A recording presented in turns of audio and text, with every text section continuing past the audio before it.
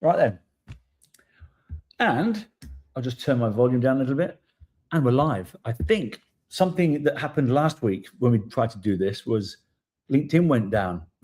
So I don't know if anyone's watching out there today, but if you are, then welcome to episode number 5 of the Human Intelligence Podcast. And this is kind of cool. Before I get started, I want to give a big shout out to the team at a company called Roam, RO.am. This is probably the coolest tech that our team's now using this. So we're about to launch a brand new platform in the next couple of days. It's very, very cool, very exciting, changing the way B2B marketing is going to happen. We're surfacing the demand as it happens in real time. So you can literally be at home having your coffee as a salesperson. You'll get a notification on your phone to say there's a deal here. So click on a button. Very, very cool. Very, very cool. All the team have been working on it, but we've been using and talking and communicating through this thing called Roam. And I found it this week on Sunday night.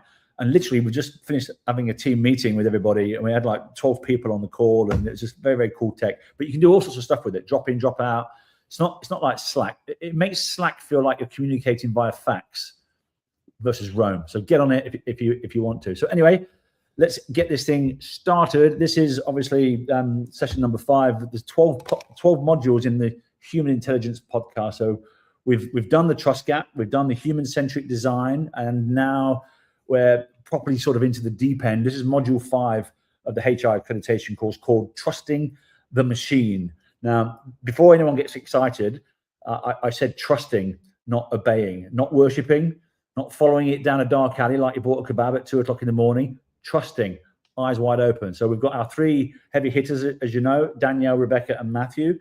And this is how it pretty much works. There's 3 questions, and these 3 questions really should keep every CEO or CIO or chief people officer and the board members up at night. They really should. So they've got 2 minutes each on the clock. No waffle, no rubbish, no corporate bingo, just no hiding behind a slide deck, just pure knowledge bombs that they're going to drop. And then at the end, you lot can vote on which answer properly changed your mind. Right then. So first of all, I'm going to invite the team to the stage. Hi, Danielle. Hi, Rebecca. Hi, everyone. Hi, Matthew. Hi. Hello. Hello. How's your week been? It's been wonderful. Been pretty good. It's been pretty busy. We're launching a new platform, and we've got all this stuff going on. I feel like I've been swimming in treacle, but it's very, very cool. One thing I have noticed is that everybody seems to be talking about human intelligence right now, and everyone's got this. In fact, I've got a WhatsApp channel. You might have seen this because you guys are in it. There was 3 people in there saying they've got this problem with humans inside their AI deployments inside their companies, and I'm like, well, hello. This is exactly why we put this series together. so we're going to get straight into it. I'm going to ask I'm going to put this first question up on the screen, just so we can get straight into the niceties of the whole thing. Matthew, you're at the bottom again. Are you okay down there? Yeah, I'm okay. That's fine. Are you sure? I shortened my name and title so I don't have to hide behind it, right? Right. So for anyone that doesn't know, Matthew is the person that invented the Human Intelligence Accreditation Program. He's currently working with the University of New South Wales as an adjunct faculty member at the business school. Very, very cool. So this accreditation program has been couched in 1,300, probably more case studies now, where AI has failed because of the human element. So this is all couched in that sort of knowledge. So without any further ado, I want to give you a bit of a scenario. So the question here, question number 1, is when algorithms contradict human instinct, how do we actually decide which to trust? Now, the analogy here is, imagine you're a pilot, you've got 30 years in the cockpit, lots and lots of experience, and your gut says pull up, but all the instruments are screaming go down, descend. So you've got 2 seconds to decide. And I think, and probably you probably agree with me, that every executive staring at a dashboard that disagrees with their own experience. And so now, when algorithms contradict the human instinct, how do we decide which to trust? Danielle, I'm going to go with you first on the clock. So 2 minutes, and it's all yours.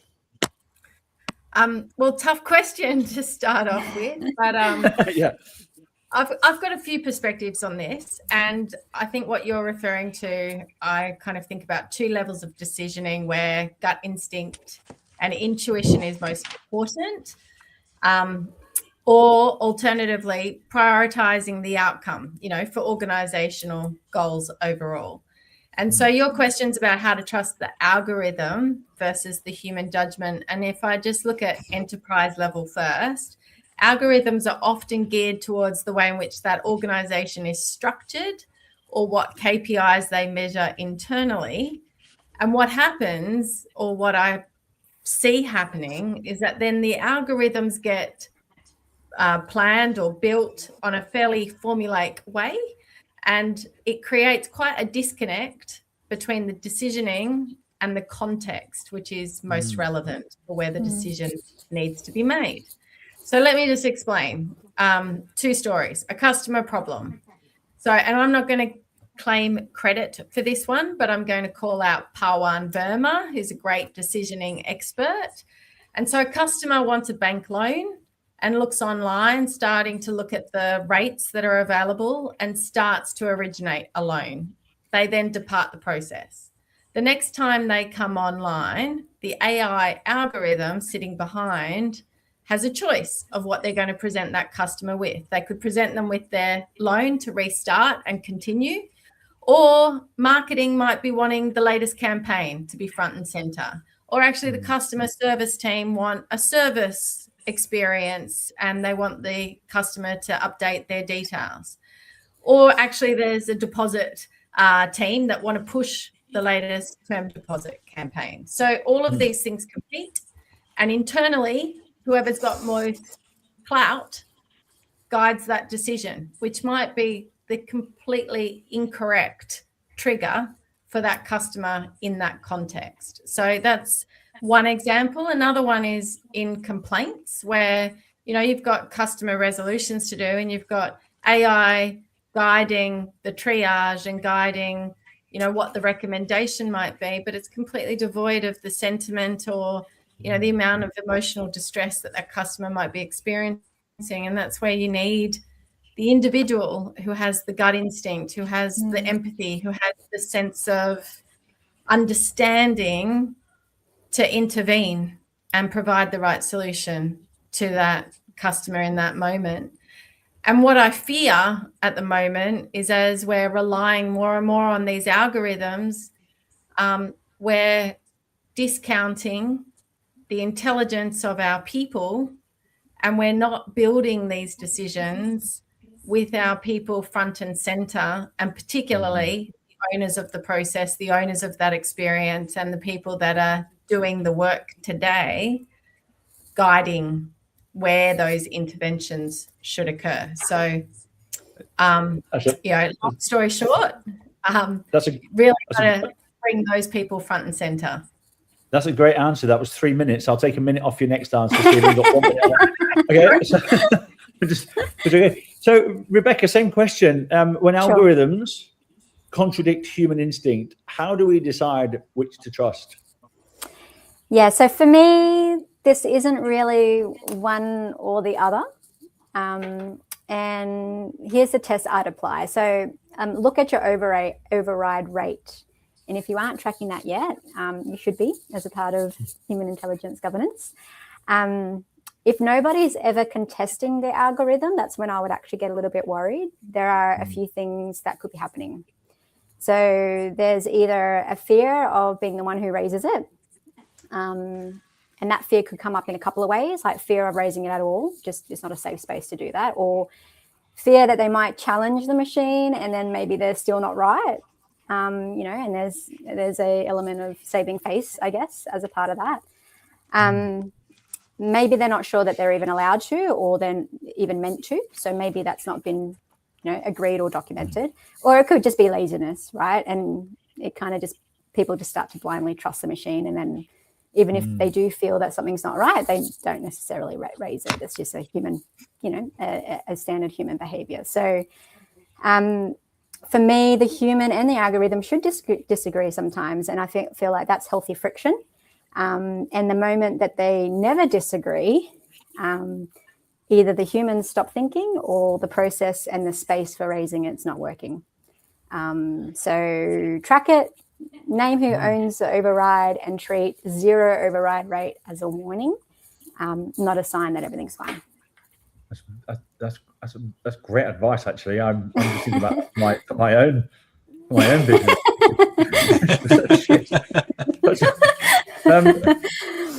So Matthew, from a leadership perspective, give us your viewpoint on this question.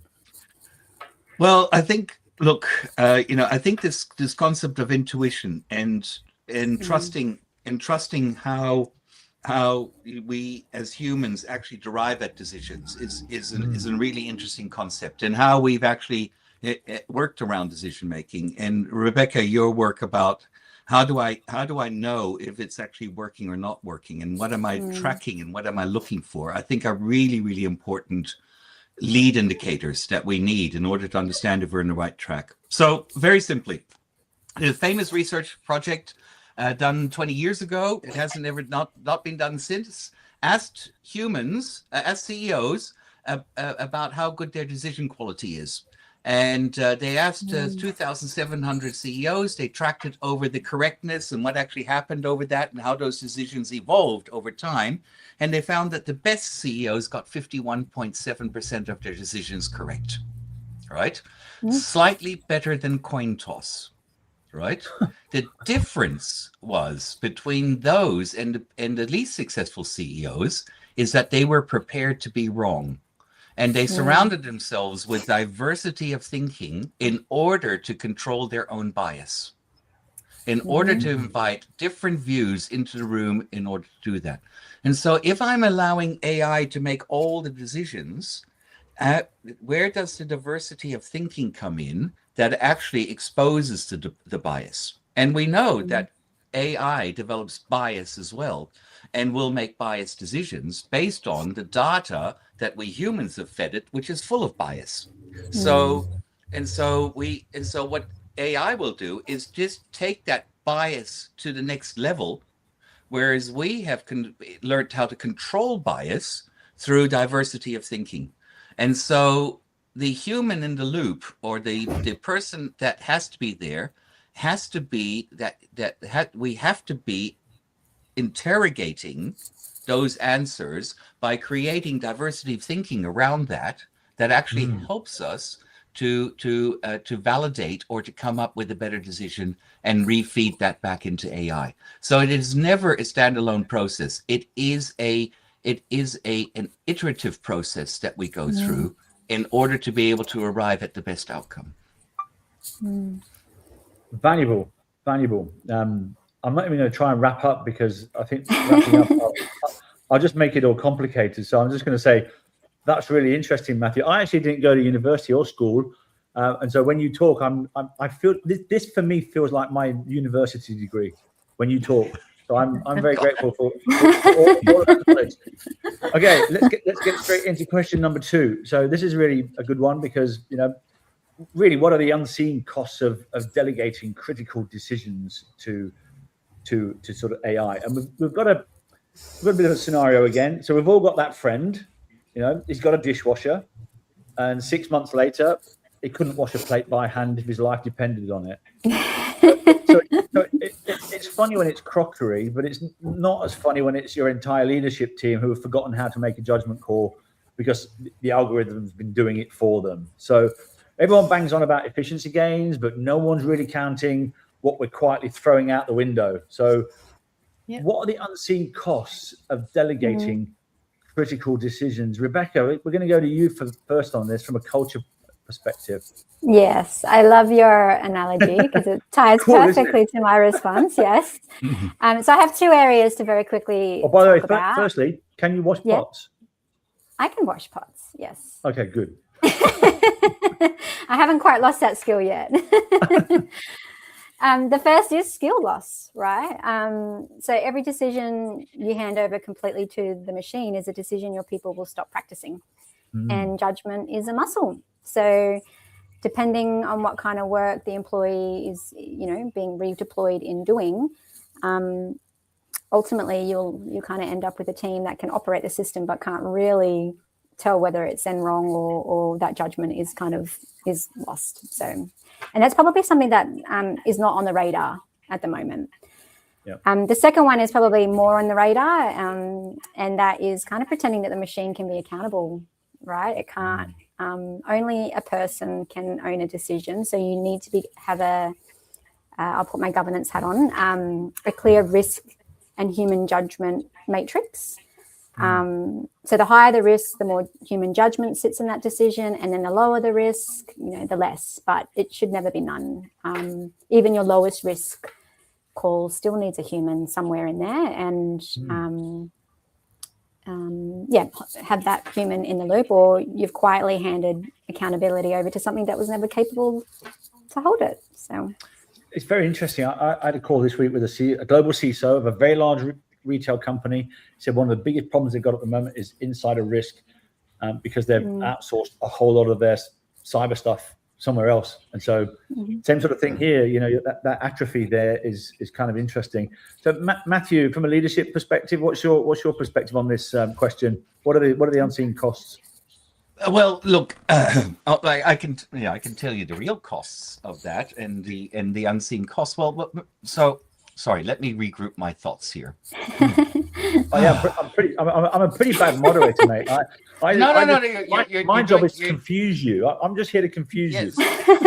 No, there's just so many thoughts in Matt's brain. There's so many thoughts. I don't know which ones to go out with, right? So look, I'll start with the thing that I've made a pretty good, handsome career for myself by running programs with organizations to help them improve their decision making and take on accountability and basically push decision making down through the organization and not have it centralized, right? Which was for the organizations a great push. I've gone through an incredible amount of difficult moments trying to get people to step up and make decisions, and helping them to actually own those decisions and create ownership. And so Rebecca's right. If I now outsource that to AI, then all of that learning that organizations have invested in decision making gets let out again. And the brain is a muscle. So if we don't exercise it, it atrophies. So we stop learning how to make decisions, and we go to that whole anxiety level again.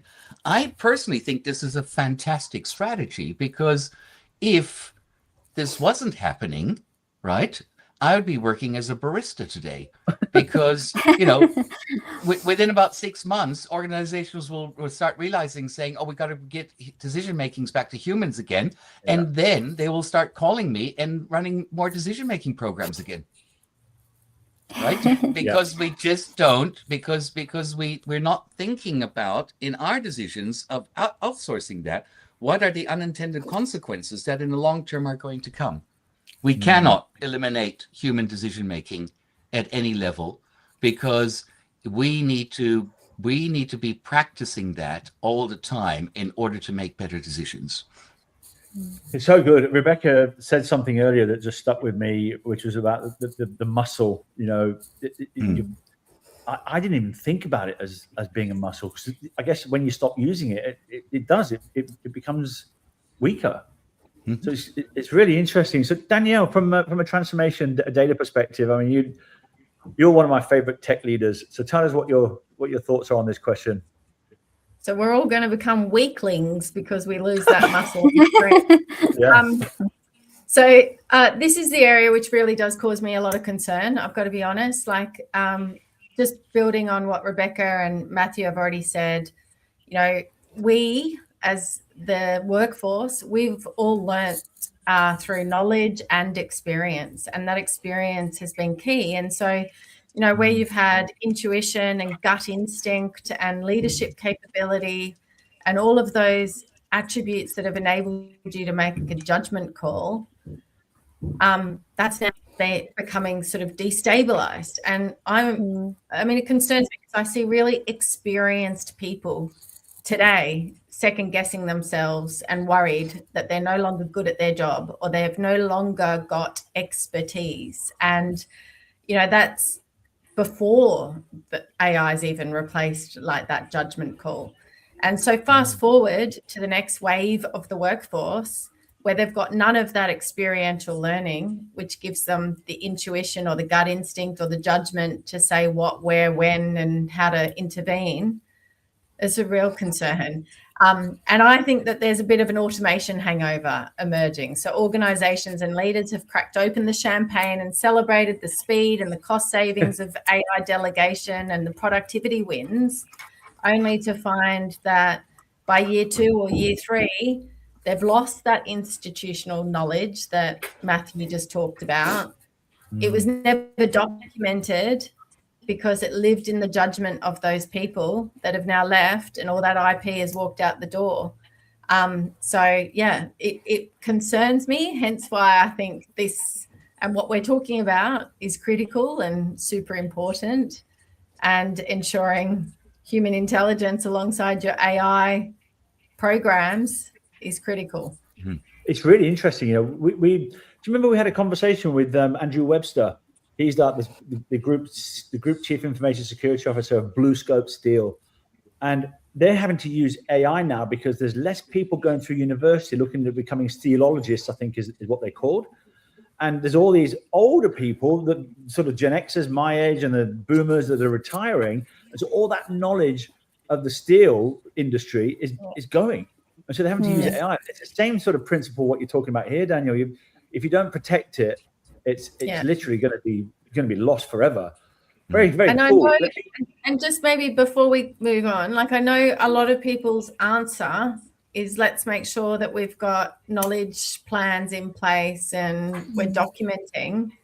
But I still come back to what Matthew said, like experience is quite critical for building that IP as well. Yep. And we're learners both by seeing, doing, reading, watching, observing, etc. So yeah. Well, I, as a founder of a startup, I mean, we've got a small team. I know when somebody leaves our company and that knowledge has walked out the door, it's very hard for us to recover. We take a long time to replace that knowledge. So I'm completely on board with this, which is very cool. Okay, I'm not going to wrap it up again because I think we all know muscle atrophy, but let's go into this straight into question number 3. So how do we build transparency into systems that are inherently opaque? And for those who don't know what opaque means, it just means weird. Right, so here's a scenario. If you've ever tried getting a straight, I'm a dad, and I know you are too, Danielle, and I think you all are. Your dads. Well, not a dad, I'm a mum. You know what I mean. A mum too. Thankfully, my 2 offspring have grown up now, and they're all old. One of them's 35 and one of them's 23. So, but if you've ever, I remember this clearly. If you've ever tried getting a straight answer out of a teenager, where were you last night? Out. Yeah, great. Okay, thanks for that. That's exactly what most AI systems are giving you when you ask them to make a decision, right? Output. Oh, great. Thanks, mate. Well, that really cleared that up. So, except like a teenager, these systems are making calls on people's careers, on what Danielle was talking about earlier, their credit ratings or their healthcare. So how do we build transparency into systems that are basically giving us, like a teenager, the silent treatment? Okay, Matthew, I'm going to start with you first because it's I think this is a good one for leadership. Thanks for that, and I'll see if I can do it some justice. Right, so I'm running at the moment a decision-making program with CBA, and it takes, it runs over 4 half days, and we're talking about the complexity of good decision making and what it requires in order to do that.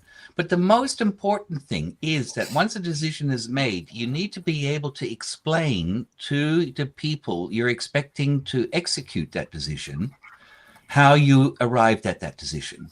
What were the options you considered? What were the biases that you put into? What were the assumptions you tested? What was the data that you used in order to arrive at that conversation, at that decision? And so when we do it, we go through that process and we create a narrative of what that could look like. And so therefore, when I come to you, Carl, and I says, we've made a decision on this, and says, what's that? And I said, it's a go. And it said, why is it a go? I don't know. AI told me it's a go. And if you want to, you could ask AI for a rationale if you want to, but but that's the decision we're going with. And that will be deeply unsatisfying, because as your if I'm your leader, the sole responsibility I have in leadership is to mobilize you into action towards a common goal. I need to understand what mobilizes you into action. For most people, it's understanding why we're doing it, what that decision has arrived with, and how that can work with. And yes, of course, you could ask AI to put a narrative of that decision, of how it arrived to that. But if I don't understand the logic of that, if I don't understand what that actually means, I can't explain that to the people who have to eventually then execute it. And that's going to demobilize systems and take momentum out of organizations. Yeah, that's one of the things that's really occurred to me as we're doing this series is there's a lot of people out there. I'm not even going to call them charlatans, but they're talking about how they know all the answers to this stuff. And the knowledge that's on this screen here with Danielle, Rebecca, and you, this is really the only place you can get accurate, factual answers, if you ask me, because nobody else understands this properly. And I think what you've just described there is exactly what everyone should be worried about, because if they're not even thinking about it, this is something that's this whole HI thing is really powerful. And if I was going to put my trust into something, it would have to be in someone that's working in it like you guys are. So Danielle, what's your thoughts on this question? Let me ask the question. Let me tee it up for you properly, just so it's not so weird for you and awkward. So Danielle, how do we build transparency into systems that are inherently opaque? Yeah, so I mean, I think transparency is not essentially black and white. It's probably a spectrum with degrees of transparency. And I think Rebecca touched on, there's a spectrum of decision making. And I think across the organization, how AI is being embedded, there's macro, micro decisions being made every day. So I do think the level of transparency required is proportional to the consequence of the decision. I'd recommend that some sort of tiered transparency framework is absolutely needed, and it's a key area which is going to be guided by regulatory environments in due course, and whatever regulation the organization operates within for its goods and services. I'd say, for example, like a low value recommendation, like, what content might be put in front of you is probably minimal explanation, but a medium value decision like a workflow prioritization or how I'm triaging case files, there's a bit more explanation required and more transparency that can be given if asked for. And then you touched on, credit decisions or hiring decision or, a clinical decision. That absolutely is a high value decision that requires all of that transparency, auditable transparency, to be provided with really factual explanation for why did that outcome get given. So, this is an ethical area. It's not just an ethical sort of value and a nice to have, it's a compliance obligation, I would suggest. And I think if we look at Europe, they've already started moving into mandatory explainability for decision making, and we often look to them for where we're going. So I would say organizations start building your frameworks and your clarity of processes behind all of this, and be ready for full transparency in due course. You heard it here. That is 100% what they need to start doing. Start building that capability now, because regulatory reform is going to come. It's absolutely inevitable. So those, I guess, that lead first are going to be winning first. So, Rebecca, finally, the last question, obviously, is your honor today from a culture perspective. I think I always love the culture piece, because a lot of people don't even know what culture is or how it is in an office. But again, how do we build transparency into the systems that are opaque? Yeah, so I would. I actually toyed with this one a little bit, if I was to be honest, and I think it's probably less about the actual AI and more about the ecosystem that it sits in. And so from from a governance perspective, and going back to both what Matt and Dan has described, it's about being really clear on obviously what we're trying to get to, what value we're trying to create, where are we going. But there is a big piece of work about understanding what are the services that the business is providing. So having kind of like a service catalog mapped against your MAL or master application list, so all your different types of systems. And AI is one of those systems, right? And so and my point here is the fifth revolution research that Matthew is the key lead on. It identified that having governances against those processes and systems, ensuring that you have transparency on who owns that process, who's a human that you absolutely need to go to if things don't go well or if a decision needs to be made. But there is actually a bit of grunt work to define what the service catalog is in the first place and what application is attached to that. So that's where I would recommend businesses start, and preferably before they roll the AI tool out. But I know that there's obviously a lot of businesses that are already there. But bringing it back home, what are we trying to achieve? What are the services that are going to help us get there, and then map that against the systems to with an accountable owner against those. So very cool. And pretty much, if you can't explain it, don't deploy it. That's pretty much exactly a good lesson. And and stop hiding behind the algorithm's complexity when the real problem is your own. Great. That was all three questions done. And I think you've almost, how long have we been? Let's have a look. 32 minutes. We're right on 6 o'clock. Yeah. It's actually pretty cool. Well done, everyone. Honestly, brilliant. It's half an hour of real insights, which you guys have just shown. If I'm going to hire a team of people to help me with my AI to make sure the shit works and people are coming along on the journey, I'm hiring you three. That's just it. So for the audience, if you're in there, I don't know if you can't click any of these buttons, but we've got a little poll there. It's live now in the chat. You can see that. We just want to know which of today's three questions is the biggest blind spot in your organization. So is it A, the override dilemma, knowing when to trust the algorithm versus the human instinct? Because that's the big one. Is it the delegation debt, which is the unseen cost of handing critical decisions to AI? You don't want to do that. Or is it C, is it the transparency gap, which is building the openness into those opaque systems and the opaque organizations? So just drop a little A, B, or C in there and cast your vote. And it'd be interesting to see, even if you're watching this on the replay, just flick an A, B, or C in there, because it'd be great for us to see what people are thinking about, how they're going to discover their own framework. So if you're interested in discovering how this HI accreditation program or framework works in your own business, reach out to me, Matthew, Daniela, or Rebecca. We're more than happy to come and do a very simple audit for you. We've got some very good questions. So just so you know, again, I'll recap this. This is 1,300 case studies, actual case studies where AI has worked and hasn't worked.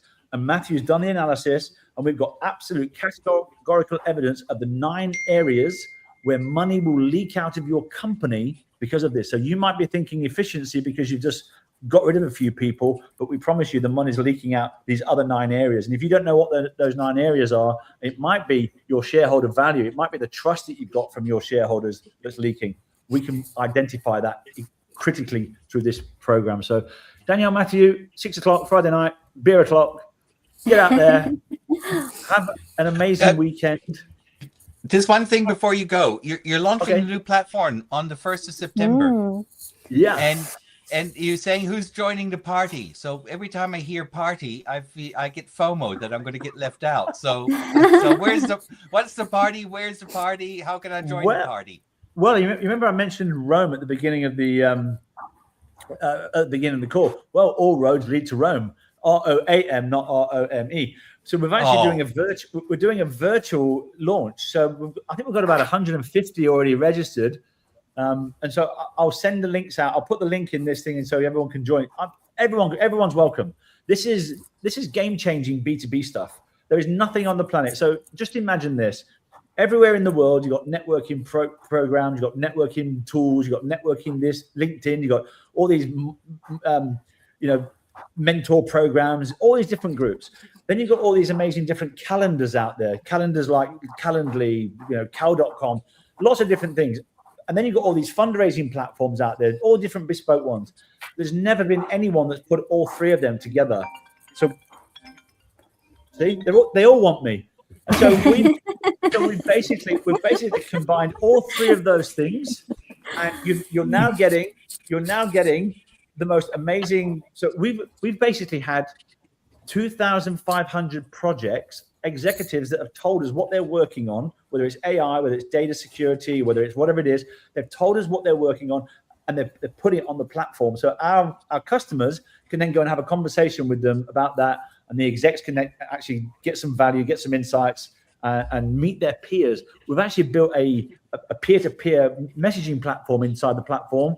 So Danielle could find another head of transformation in another country or wherever else and connect with them based on a project that she's working on to say, hey, how have you dealt with this? Because that's ultimately what the execs want. They don't want to talk to the vendors.